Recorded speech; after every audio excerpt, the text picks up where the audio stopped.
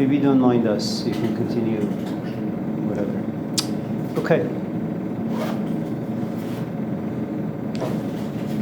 So for those of you who were not here, or for those of you who were here but have forgotten, let me just give you a brief, very, very, very brief synopsis of what took place on Wednesday of last week.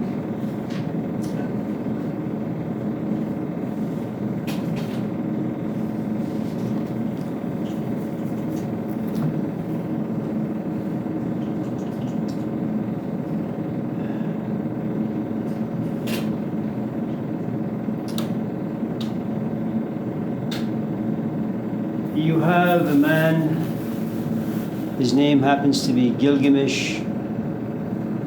He's 2/3 God, 1/3 man, flesh. He is overcome by the powers of the flesh and the five senses, so much so that he forgets what it means to be divine. And it's not very difficult for all of us in this class to kind of think about that a little. All of us have been in relationships. It starts with love. Little by little, it just becomes politics. You know, you begin to compromise. You look at this companion of yours and you have no idea who he or she is. But you have made a commitment, so it's a life sentence, so to speak.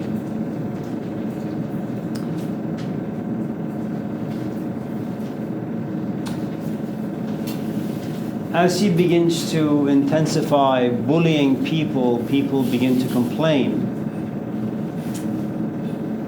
So much so that they go to the gods and they ask that something to be done to correct Gilgamesh behavior.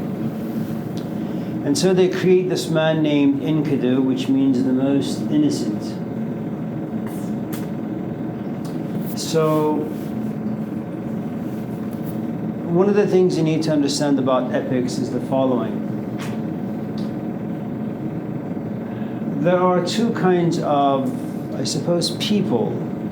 One kind of people live in the city, and the city is the creation of human beings, and human beings oftentimes have a tendency of corrupting and destroying whatever they touch. So when in epics you read of cities, it indicates corruption. Whenever you read forest, jungle, nature, it's always a place when man or human beings have never touched, therefore have never corrupted.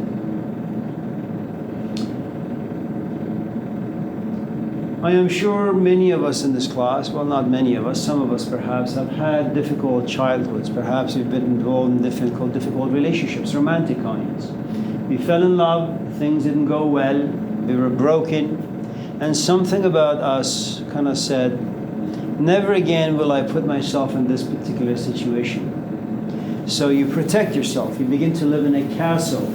You get close to people, but not too close. You make sure that you're not too attached. Because when you become too attached, you make yourself open to becoming hurt. And so you kind of live this way for a long, long time, and suddenly you go to Pete's coffee shop and you have no idea what happens to you. Despite the barricade that you have put inside yourself for all these years, something about you just melts upon seeing this person. And you allow this person in, and you fall for this person. You have no idea why, you have no idea how it happens. But the point I'm trying to make is this. All of us in this class, we have two parts to us. We have a part that is made of city components, designed by people, for the most part designed by men. And if you go back in time, men have a tendency of being aggressive, dominating, violence, okay? This is who we are for the most part on the inside. Yet, there are these other parts to us that is nature or forest-like. They are innocent, okay? And we don't know how we can tap into them. But once in a while, upon an experience, this other part comes to life, okay? And it devours a city life that lives inside us. Now, the only way the gods realize that they can tame Gilgamesh, remind him of what it means to be human, remind him of how it feels to live through the divine aspects of himself as opposed to the fleshly, is to bring a counterpart, someone who has a good amount of innocence within them. For those of us in this class who have children, which in some ways is quite tragic, in other ways not so, you may be exhausted, you may be angry because you had a rough day at work, and then your child comes to you and says, "Mom, it's a hot day today. Can we go to the park? Can we go swimming? Can I go to the tub and just sit in cold water?" And you want to scream, you want to shout, but you see the face on your child, and you see the mannerisms, and something about you kind of melts, and you say, "Yes, of course," and you begin to have a good time. Okay? So the only way that the anger, frustration, competitive aspect of us can be tamed, which is of course created by society, is by being around someone who's profoundly innocent. For those of you who have listened to Martin Luther's Dream speech on YouTube, I don't know how much of the speech was prepped by him, how often he practiced before actually going to the podium. But there is something about the speech, whether you're white or black or blue or brown, whether you're 25 or 30 or 50 or 60, upon hearing the speech, something about you melts. You don't see color, okay? And all of a sudden your preoccupation becomes of justice, of fairness, of equality. That is what happens when you find yourself in the presence of someone who is innocent. Now, some of the qualities or attributes of being innocent, the way Enkidu is the following. Enkidu is created, he's dropped in the middle of the forest. There are no human beings in the forest, only animals. I have no doubt some of you have driven by the ocean, maybe Yosemite somewhere, and you see a house built in the belly of the forest, and sometimes you ask, how do people survive? There is no one around. It's just this guy and his wife or husband, okay, and a few children and a dog perhaps. How do they survive without seeing another human being? Is it because they hate people? Is it because they hate society? Or is it because they're just too damaged to be in society to be able to relate to anyone? And I suppose there is a point to all of us, if you happen to be in a position of power and privilege, where you get to a certain age, you've played the rat race of the social game, and you say, I'm just going to sell everything and go to Wyoming, buy myself 20 acres, and build myself a tiny little house or a cabin, and just live there without seeing anyone. Okay? Something about you must grow immensely tired of the civilized, the social world. Consider someone who happens to be in a really, really good marriage. Good marriage in the sense that they are financially secure. The husband leaves them alone, or the wife leaves them alone for the most part. They can do their own stuff. They have kids. They have a good paying job. It's a nice house in Montclair or Piedmont. Their kids go to the best schools around. And yet the woman or the man one day wakes up and says, I have everything. I really have no reason to complain about any of the physical aspect of life. And yet something within is screaming, this is not enough. I don't want this. I have become far too civilized. I want to experience my wings. I want to fly. The problem with flying, as we talked about this before, is that you pay a huge price. You have been walking from your house to the market. You take your kids to school. You know where you work. You know the ins and outs of your life. Do you know how much power you have when you have a phone and it has a great internet service and you have access to MapQuest? Wherever you want, all you do is just punch in a few letters or numbers and there you have it. Most of you in this class are over the age of 18. You know where you live. You know how much money you have. You know who you want to hang out with. You know who your friends are. You know who your parents are. Despite all the complaints you may have about your life, you have a GPS. Your life is controlled. Imagine now if that control was to be taken away from you, because you say you no longer desire to live in a cookie-cutter environment. You want to fly, you want to experience things, you want to be creative. You will get rid of most of the powers you have in your life. Fright will come over you. Anxiousness, confusion, anger. It's not that you don't want to get out of your marriage. It's not that you don't want to spank your kids. It's not that you don't want to put your things in your backpack and walk out of the room. All of us are fearful of the consequences, social consequences. Okay? This is important for you to understand because Gilgamesh is a king. He has power.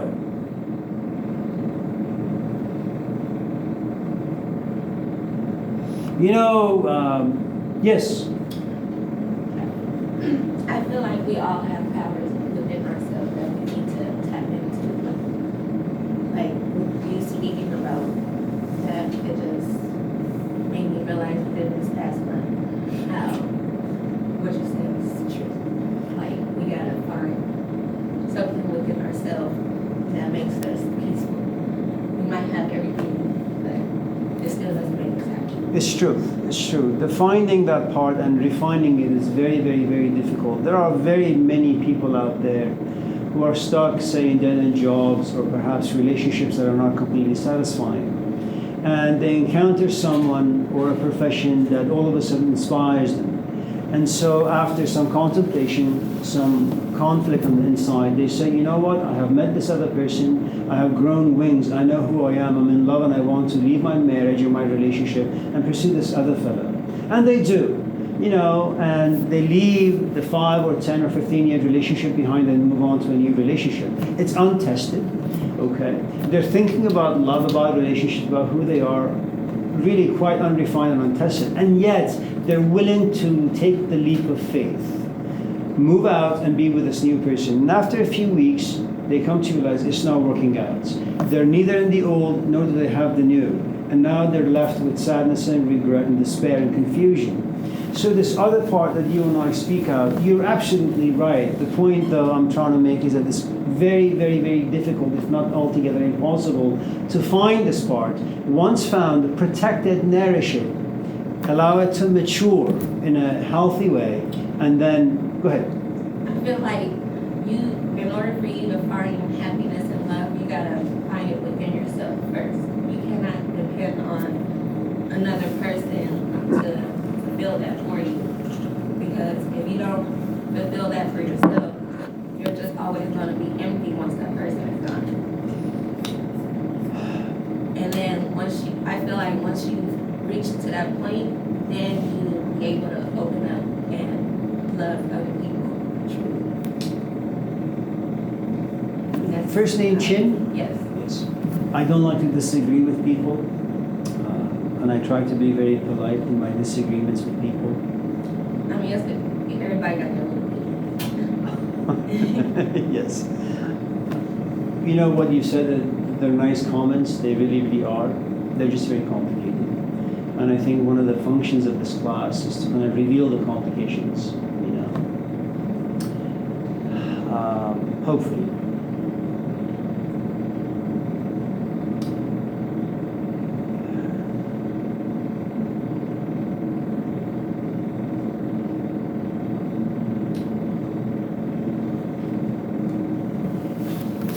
So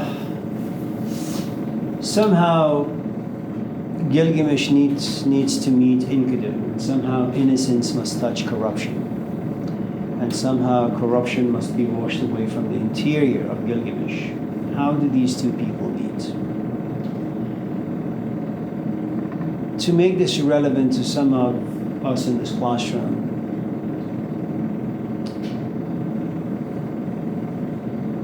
imagine you didn't have a father or a mother, or you didn't have neither, and you have a great amount of anger inside you. That's contamination. Imagine that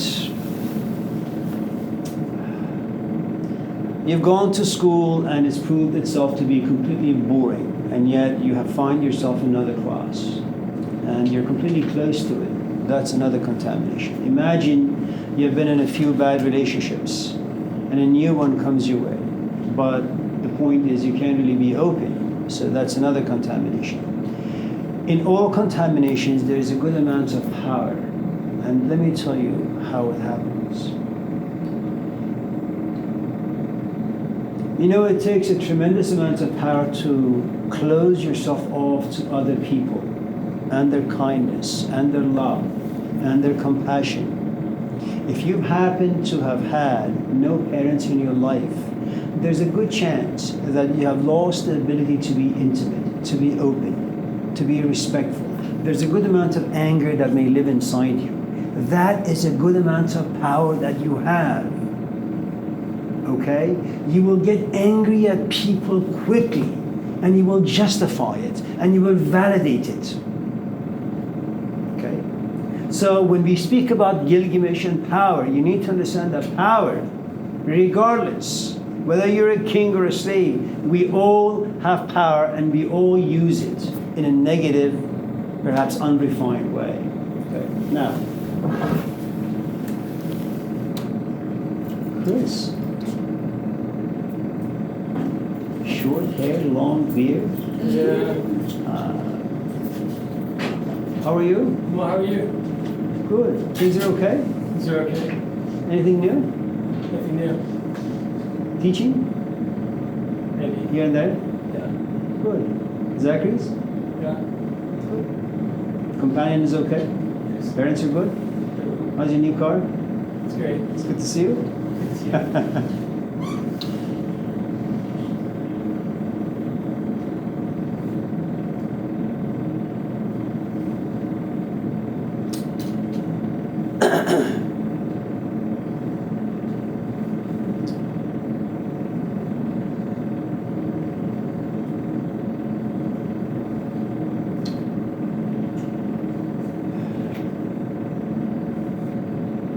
So Enkidu lives in the forest.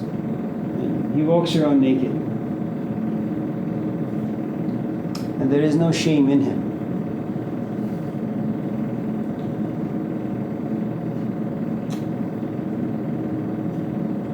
Most of us in this class, when we get into a new relationship and we really like someone, after a few weeks, we desire to be intimate with this person. And we thread the waters very, very carefully because we don't want to kind of move too fast and disappoint our companion. And so once we find intimacy, there is something about us that melts away. And you walk around naked in the bedroom. And there is no shame, there is no guilt, there is no remorse around you. Okay? And then, of course, after a few weeks, because of the component called time creeps into the relationship and eventually makes it old. And then when our companion looks at us while we are naked walking around the house, all of a sudden we become self-conscious. So we quickly look for a towel or a shirt or a pants. Okay? So the point I'm trying to make is when we talk about innocence, when we talk about contamination, they're very delicate components. They come without notice and they leave without warning or notice. Okay, that's our conflict in life for the most part. Now, since Enkidu lives in the forest, and since he has never been civilized because he has never set foot in a place created by human beings, okay, he walks around free. He doesn't know the emotions that live inside you and I. He walks around with animals, and in some strange way he talks with them. He lays with them. He has fun with them. For those of you who have read Henry David Thoreau's on Walden, you know, when he leaves his tiny little city for 5 minutes away in the forest, you know, he says, I look at the trees and they dance for me. I look at the water and they play music for me. I don't need to be in a civilized environment. Nature is sufficient for me. Okay.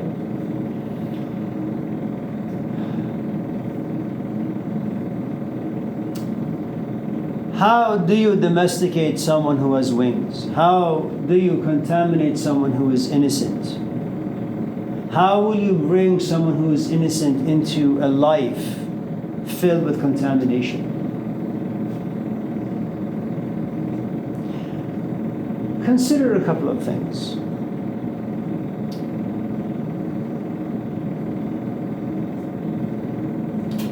Imagine as you were growing up, your father was a drunk. Drunk for a lot of good reasons. Got married young without knowing why, got kids young without knowing why, got a job he didn't want, was exploited most of his life, worked 10, 15-hour shifts, came home angry. The only salvation he found was not in the Bible, not going to church, but the bottle. And you saw this as you were growing up. And because when you have a father who is drunk, he's not really available to you. You want a support system, you want a foundation, but it's nowhere to be found. So what happens? When your father comes home, you run to him in hopes of giving him a hug or a kiss, but he punches you, slaps you, or kicks you. And that is your lesson. Whenever someone runs towards you, you kick them, you slap them, you punch them. And then slowly anger begins to be generated inside you, and it creates a really, really huge home inside you. And then you do the same thing that your father did to the wife or to you. You begin to punch your friends, you begin to abuse your companions, okay? Then something very strange happens. Your father comes to realize that he has been contaminated, that he has really never been a good father. He has never had a healthy presence in your life. So he goes to rehab. He goes to AA or AB or AC. After many tries and fails, okay, eventually he gets his life back together.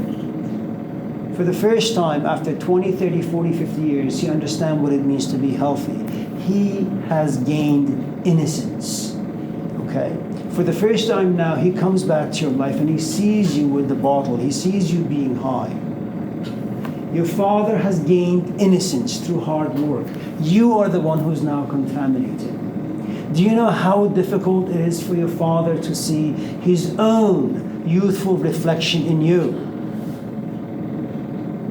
And his function in your life is really quite simple. To give you what he himself didn't have. To make sure that you don't follow in his footsteps. You don't make the mistakes that he did. All right?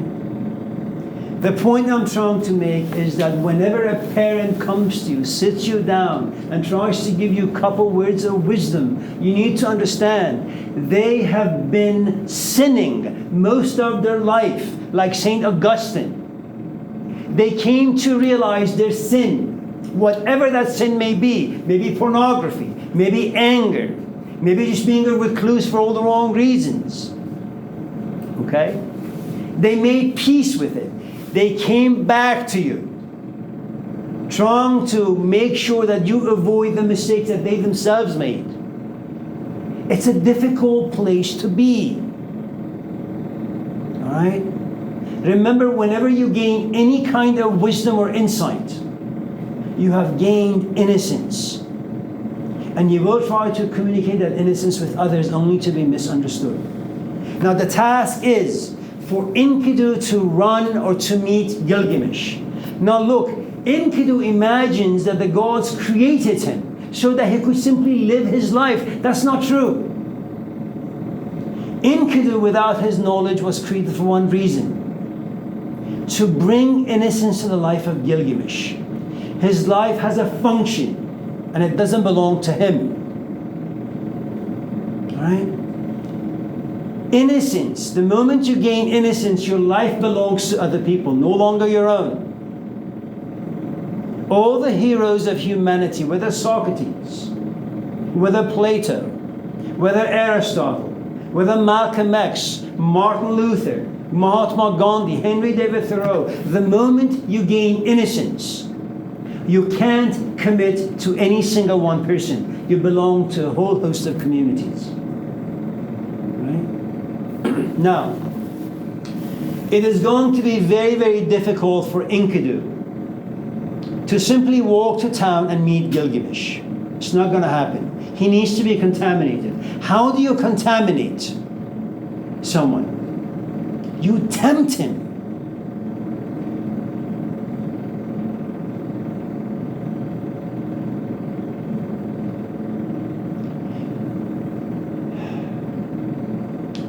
I got home last night from Roseville about 11. And I had a good amount of energy, so I wanted to sit and write. I sat for about half hour, then I said, let me go grab myself a glass of water. Let me turn on the TV and see if there is any tennis that I can watch for a few minutes. And I turned on the TV and I watched the reruns of Roger Federer and Bjorn Borg, two of my idols in this particular craft. And then the next thing I know is that I look at my watch and it's 1:30 in the morning. The point is, the only way that you can rob someone of their innocence and bring them to an environment where they can educate is to first contaminate. Many of you have come to realize, perhaps, I'll just talk about it. Chris, is that okay if I talk about you? Him and I go way back. Imagine you've come to realize that perhaps you just don't want to be in relationships, that you have had these insights about your life, about who you are, what you are, that you want to be alone for a while. You want to sit, maybe read some books, maybe you want to sit and meditate, maybe you want to just focus on getting a PhD. Maybe you just want to go into the forest and just walk around. And as you're packing, you say, okay, let me go get myself a cup of coffee, I'm thirsty. And you go to Pete's, and there it is, a nice young woman who happens to be enormously attractive. And all of a sudden you forget about backpacking. You forget about going to Yosemite. You forget about sitting and reading books and writing and reflecting. The woman has caught you. Okay? Now it's going to take a long, long time for you to remember your original goal and purpose, which was, I want to go to the forest. Okay? Now for someone like Enkidu, you can't tempt him with money. He has no use for money. You can't tempt him with giving him a big house. He has no need for a house. He can live under a tree, sleep under a tree. Nature is his home. What do you tempt Enkidu with?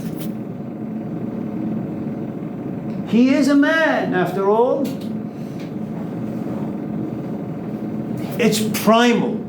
It's powerful.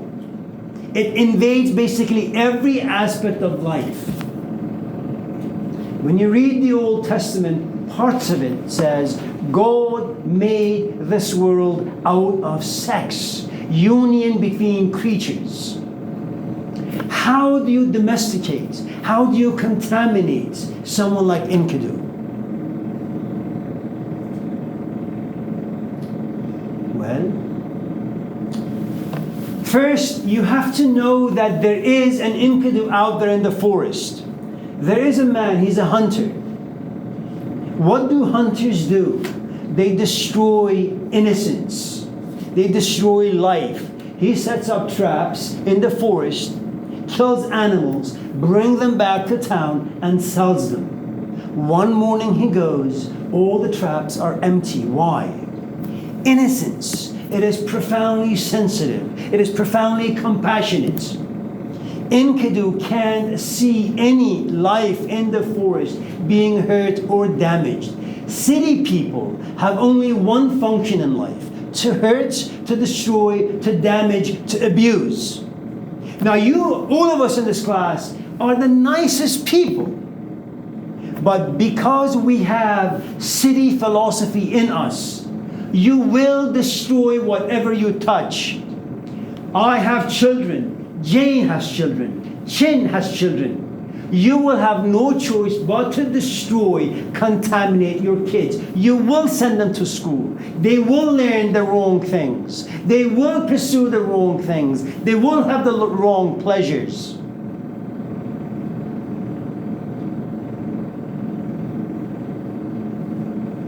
You have loneliness of the socialized world. Out of that loneliness, you will seek companionship. You will destroy your relationship. You have no choice but to destroy it. You may not walk away, you may not divorce, but you will sit in it, live in it, without being truly alive or creative. Okay? Hello, Bridget.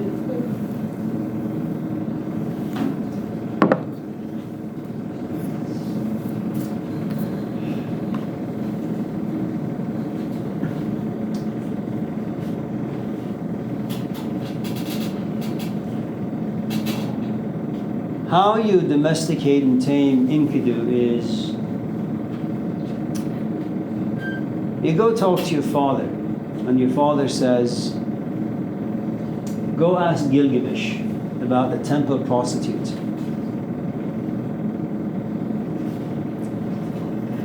Her name is going to be Shamash, or Shamat, sorry.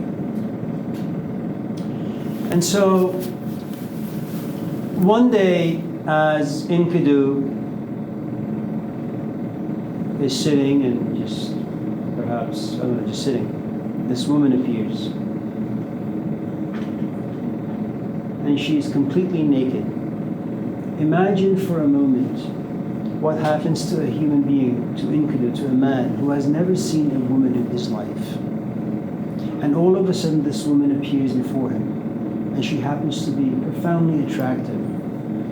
Go back to our conversation. All of us in this class are trapped by anything out there that is attractive. I don't know how the tone of my voice is, how it reaches your ears, and how you interpret that tone. If your interpretation of my voice is that his voice is not very attractive, something about you shuts down. You won't listen as attentively.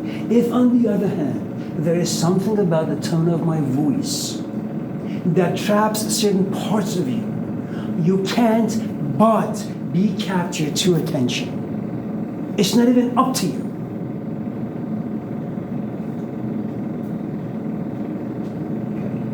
Now, Enkidu, who has never seen a woman, who has never been with a woman, looks at this woman, and the first thing that happens is curiosity. Who is this? What is this? There is this beautiful Islamic story that comes from the Muslim world where Adam is walking around, and all of a sudden, as he is walking in this forest, he sees this creature that looks like him, but it's a little different. It's a woman. Okay? And he doesn't know what to do with her. So he looks into the animal kingdom, and what he sees is all these males on top of the females. And so he says, oh, so that is what I'm supposed to do with this woman, with this thing. So he gets on top of this woman. And the woman slaps him. Says, I am the servant of God. If you want to marry me, remember, sex does not equal fun, does not equal pleasure, does not equal escape from boredom or loneliness. It's a unification. It's a commitment. It's a marriage. Okay? If you want to marry me, you need to ask God's permission. And Adam looks at this woman, this Eve, and says, how? What do I need to do? And all of a sudden the angel Gabriel descends from the heavens and says, if you want to marry this woman, you must give 20 prayers of thankfulness to God. And you must always allow her to dominate you. And he says, okay. Okay? Now remember, this story is about 15, 16 other years old. It's not talking about modern women or modern men. Okay? So don't go home demanding those things from your companion. It won't work.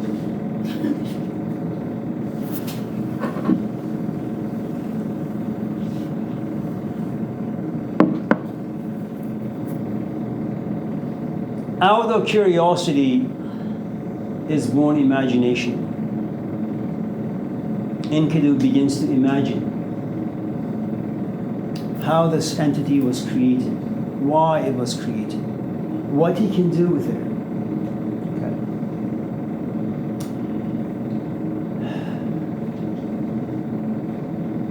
But the woman's presence is far too powerful. They have sex. Now, a couple of things you need to know about sex. We talked about this before. Now, some of you may think that this is a class about sex education. It's not, but it's a very important component. As we talked before about this, it's perhaps the most powerful force in human life. If you look at Freud's works, about 65-70% of his ideas revolve around sex. And it doesn't mean that it's between a man and a woman.